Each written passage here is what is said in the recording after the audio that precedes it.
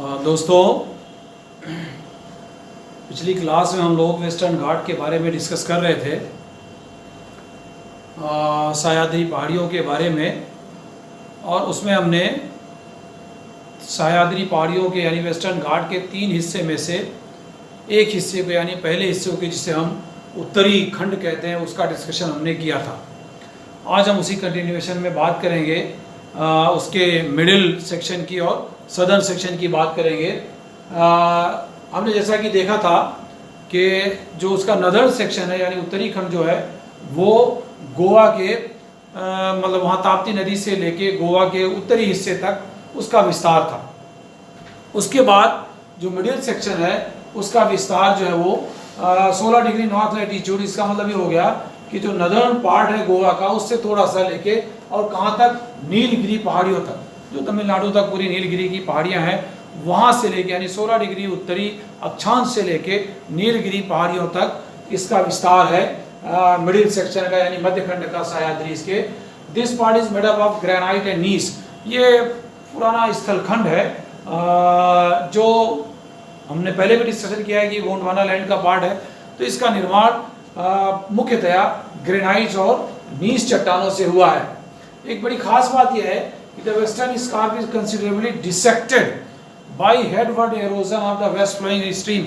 यानी ये जो सह्याद्री पहाड़ियां हैं या जो पश्चिमी घाट है, इसका जो पश्चिमी ढाल है, पश्चिमी किनारा या पश्चिमी क्यागार जिसे हम कहते हैं, वो जो है वो ऊबड़ खाबड़ टाइप का है, टूटा फूटा टाइप का है। यानी उसमें कहीं घाटियां हैं, कहीं टीले हैं, कहीं कुछ है।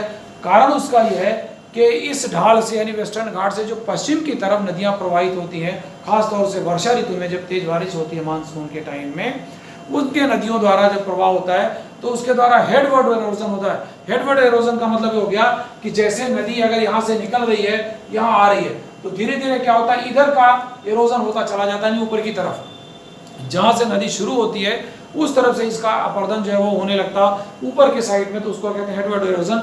तो इन नदियों की वजह से जो ऊपर से एरोजन हो रहा है उसकी वजह से ये डिसेक्टेड टाइप की हो गई है, टुकड़ों टुकड़ों में बटा हुआ लगता है, कहीं गड्ढा कहीं टीला कहीं इस तरह का इसकी फिजियोग्राफी है। इसकी समुद्र तल से औसत ऊंचाई वैसे तो 1200 मीटर के है, लेकिन कई पीक्स ऐसी हैं, कई चोटियां ऐसी हैं जिनकी ऊंचाई 1500 मीटर से भी ज्यादा है। Nilgiri hills which join the Sahyadri near the tri junction of, यानी जो नीलगिरी है वो जो है सह्याद्री पहाड़ियों से जो जुड़ती है सह्याद्री में, वो 3 जो राज्य है कर्नाटक, केरला एंड तमिलनाडु, यहाँ जहाँ इन तीनों राज्यों का जहाँ जंक्शन है वो नीलगिरी पहाड़ियों पर, यही नीलगिरी पहाड़ियाँ ऐसी हैं जो पश्चिमी घाट को पूर्वी घाट से ज्वाइन भी करती हैं। ठीक है, वेस्टर्न और ईस्टर्न घाट को ज्वाइन करती हैं। तो यहाँ जो जंक्शन है वहाँ अचानक पहाड़ियाँ जो है वो ऊंचाई उनकी बढ़ जाती है, एब्रप्टली राइज। ठीक है, तो वो तकरीबन ऊंचाई उनकी बढ़ के कितनी 2000 मीटर या उससे ज़्यादा हो जाती है, जस्ट उस ट्राई जंक्शन पे जहाँ इन तीनों राज्यों का मिलन होता है। और यही नीलगिरी पहाड़ियाँ जो इनका जंक्शन है वेस्टर्न और ईस्टर्न घाट को, ये लिखा हुआ they mark the junction of the western Ghats with eastern Ghat. यानी यही नीलगिरी की पहाड़ियाँ ये जंक्शन का काम करती हैं, ज्वाइंट करती हैं वेस्टर्न और ईस्टर्न घाट्स को।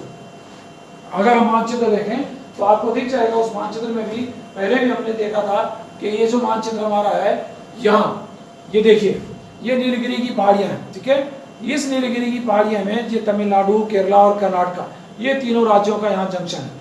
इन राज्यों की यहाँ नीलगिरी पहाड़ियाँ, यही नीलगिरी पहाड़ियाँ इस वेस्टर्न घाट को इस ईस्टर्न घाट से जोड़ती हैं, पश्चिमी घाट को पूर्वी घाट से जोड़ती हैं। और यहाँ खूब ऊंची ऊंची चोटियाँ हो जाती हैं अचानक। और यहीं आगे हम जो देख रहे हैं मानचित्र में, यही कई सारी दक्षिण भारत की ऊंची चोटियाँ जो है वो पाई जाती हैं, जिनमें से इस खंड में यानी मिडिल सेक्शन में सह्याद्री के दोदा बेटा जो सबसे ऊंची चोटी है 2637 मीटर, दूसरी चोटी माकरुति है जिसकी ऊंचाई 2554 मीटर है। इसी तरह से कुदेरमुख है जिसकी ऊंचाई 1892 मीटर है। ये सब इंपॉर्टेंट पीक्स हैं इस मिडिल सेक्शन की। आगे अगर हम बात करें कि जो इसका दक्षिणी भाग है, दक्षिणी सेक्शन है, वो बड़ा इंपॉर्टेंट सेक्शन है सह्याद्री का। तो the southern part of the Western Ghat is separated from the main Sahyadri range by Palghat. हमने इससे पहले 2 घाट की बात की थी, एक तो थाल घाट की बात की थी और एक भोर घाट की बात की थी। उस नदर्न सेक्शन में एक तीसरा गैप है जिसे पाल घाट कहते हैं। जिसको वहाँ के लोकल भाषा में तमिल में पलक्कड़ गैप भी कहते हैं, पलक्कड़ गैप जिसको कहते हैं। नीलगिरी और अन्नामलाई, तो दो पहाड़ियां हैं नीलगिरी और अन्नामलाई के बीच में एक गैप है, वो वेस्टर्न घाट का एक गैप कहलाता है। जो तीसरा गैप है जिसे हम पाल घाट कहते हैं, स्पेशली जहाँ नीलगिरी और अन्नामलाई की पहाड़ियां हैं उनके बीच से ये गैप है। उनके बीच में गैप का मतलब एक बार पहाड़ी वहीं खत्म हो जाती है, फिर गड्ढा जैसा दिखता है, उसके बाद फिर वापस पहाड़ी शुरू होती है, उसको हम कहते हैं गैप। तो ये पाल घाट गैप जो है वो यहाँ से शुरू होता है, ठीक है। Through Palghat gap number of roads and railways lines connect the plains of Tamil Nadu with the coast of Kerala. Means यही वो गैप है पाल घाट जिससे होकर कई सारी सड़कें और रेलवे लाइंस गुजरती हैं, जो पूर्व में स्थित तमिलनाडु को के जो है उसको पश्चिम में स्थित केरला के कोस्टल प्लेन से मिलाते हैं। यानी आवागमन का साधन जो है वो यहीं से गुजरता है, यातायात का, जिसको हम कहते हैं रोड या रेलवे, वो इसी गैप से गुजरता है जो तमिलनाडु को और केरला के कोस्टल प्लेन से जोड़ता है। ये बात हमने उसमें थाल घाट में भी देखी थी, बोर घाट में भी, कि ईस्टर्न और वेस्टर्न पार्ट के घाट को वो वहाँ से भी वो सड़कें और रेलवे लाइन गुजरती। ठीक उसी तरह से इस घाट से भी केरला, और केरला जो है वो जो है वो कोस्टल प्लेन, जो कि वहाँ लास्ट की बात आ जाती है इस पाल घाट की, और तमिलनाडु का भी बिल्कुल दक्षिणी हिस्सा है जहाँ से ये गैप जाता है। आगे एक हिस्सा, एक घाट और पड़ेगा जिसका हम आगे डिस्कस करेंगे। South of Pal Ghat Gap, there is an intricate system of steep and rugged slopes, ठीक है, on both the eastern and western sides of the ghats। यानी जो हमारा पश्चिमी घाट है उसका जो पूर्वी और पश्चिमी दोनों जो ढाल है वो बड़ा ही स्टीप साइडेड रगेड स्लोप्स हैं, बिल्कुल खड़ा ढाल, और रगेड का मतलब उबड़ खाबड़ जिसको हम कह सकते हैं, बड़ा कटा फटा है, वो इस तरह का एक सिस्टम पाया जाता है। जैसे ही पाल घाट से हम दक्षिण की तरफ जाते हैं वैसे पहाड़ियों में इंट्रिकेसी और बढ़ जाती है, मिक्सअप हो जाते हैं, और बड़ी अजीब तरह की टोपोग्राफी, उबड़ खाबड़, गहरी, ऊंची, इस तरह की दिखती है।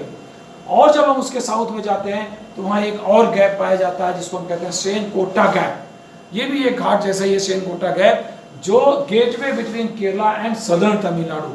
तो तमिलनाडु का जो दक्षिणी भाग है वहाँ, और केरला भी लगभग लास्ट में पहुँचता है, उन दोनों के बीच का एक गेटवे है, यानी रास्ता है या पैसेज है। तो श्रेनकोट्टा गैप ये तमिलनाडु का स्पेशली है, वहाँ पहाड़ियों में पाया जाता है। श्रेनकोट्टई की, वहाँ गोट्टई की पहाड़ियाँ भी हैं, वहाँ एक नगर भी बसा हुआ है श्रेनकोट्टई करके, उसी नगर के पास ये उसी की वजह से इसको श्रेनकोट्टा गैप कहते हैं, जो केरला और तमिलनाडु के बीच में आवागमन का साधन इसके द्वारा जो है वो निर्मित किया गया है, इसीलिए वो कहा गया गेटवे।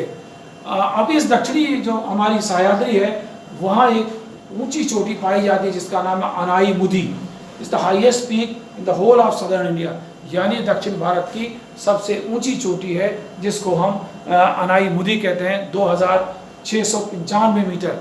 तो अगर हम हिमालय पर्वत की श्रेणियों को छोड़ दें तो पूरे भारत में अगर कोई ऊंची चोटी है इधर हिमालय के बाद तो वो यही है। तो कभी कभी कंपटीशन में इसको पूछा जाता है कि अनाई मुदी कहाँ है और दक्षिण भारत की सबसे ऊंची चोटी कौन सी है। अभी हमने जब पढ़ा था बीच में तो अरावली को हमने देखा था कि मध्य भारत में जो गुरु शिखर है वो जो है वो ऊंची चोटी है। उसी तरह से जब हम हिमालय के बाद बात करते हैं कि और उसके बाद पूरे प्रायद्वीपीय भारत में कौन सबसे ऊंची चोटी है, तो यही है अनाई मुदी, जिसको हम यूँ कहते हैं जो उटाकामुंड है ना उसके पास, ऊटी के पास है ये अनाई मुदी। अब इस अनाई मुदी से, ये जो अनाई मुदी है जो चोटी है सबसे ऊंची, वहाँ से देखें 3 ranges radiates in different direction from Anamudi. 3 श्रृंखलाएं जो है वो वहाँ से 3 दिशाओं में रेडिएट करती हैं, और वो रेडिएशन अभी आप देखेंगे मानचित्र में कौन कौन सी हैं। एक तो अनाई मलाई जो उत्तर की तरफ जाती है, उसी तरह से दूसरी है जो पालनी जो नॉर्थ ईस्ट डायरेक्शन में जाती है, और तीसरी जो है कार्डमम हिल्स जिसको हम इलायची की पहाड़ियाँ भी कहते हैं या इसी को इलाई मलाई कहते हैं, ये दक्षिण की तरफ जाती है। अगर हम मानचित्र देखें तो मानचित्र से आपको बिल्कुल क्लियर हो जाएगा कि इस मानचित्र में यहाँ देखें ये जो नीलगिरी है, नीलगिरी के बाद यहाँ आते हैं अनाई मुदी, ठीक है। अनाई मुदी का ये जो जंक्शन है यहाँ सबसे ऊंची चोटी है, यहाँ देखिए अनाई मुदी लिखा हुआ है। इस अनाई मुदी से एक हिल जो जाती है जिसको अभी हमने यहाँ देखा अनाई मलाई, वो नॉर्थ की तरफ, ठीक है।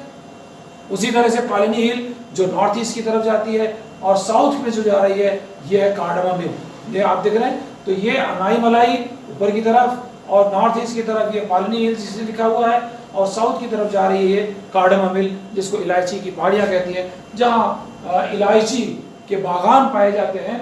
उस वजह से केरला में मसाले का उत्पादन बहुत ज़्यादा होता है इसी वजह से। तो इस तरह से हम देख रहे हैं कि ये पूरी जो हमारी सह्याद्री पहाड़ियाँ हैं ताप्ती नदी से लेके कन्याकुमारी तक बिल्कुल श्रृंखलाबद्ध रूप से, बीच में 4 जो गैप पाए जाते हैं, थाल घाट, भोर घाट, पाल घाट और शेनकोटा, इन गैप्स के द्वारा ही पूर्वी पश्चिमी घाट का जो पूरब वाला हिस्सा यानी तमिलनाडु, कर्नाटका वगैरह, और इधर का जो पश्चिमी वाला हिस्सा है केरला, महाराष्ट्र का कुछ हिस्सा, वो सारे आपस में इन्हीं गैप के द्वारा जुड़ते हैं और बड़ी ही लश ग्रीन एरिया है। जब हम नीलगिरी पहाड़ियों पर जाते हैं देखें तो वहाँ बहुत ही हरा भरा घने जंगल वहाँ पाए जाते हैं, और वहाँ चूँकि क्लाइमेट सूटेबल है जिसकी वजह से उन हिस्सों में चाय और कॉफ़ी के बागान भी पाए जाते हैं। लेकिन केरला वाला जो हिस्सा साउथ वाला है, कार्डमम वाला, वहाँ मसाले के बहुत सारे बागान हैं, मसाले के बहुत सारे पौधे हैं जहाँ से विभिन्न प्रकार के मसालों का उत्पादन होता है, जिनमें कार्डमम जिसको हम इलायची कहते हैं वो सबसे महत्वपूर्ण भाग है। तो ये सारी बातें हमारी जो है वो ख़ास तौर से प्रायद्वीपीय भारत के पहाड़ों के बारे में थी। वेस्टर्न घाट के बारे में अगली क्लास में हम आपसे ईस्टर्न घाट के बारे में डिस्कस करेंगे। बहुत बहुत धन्यवाद।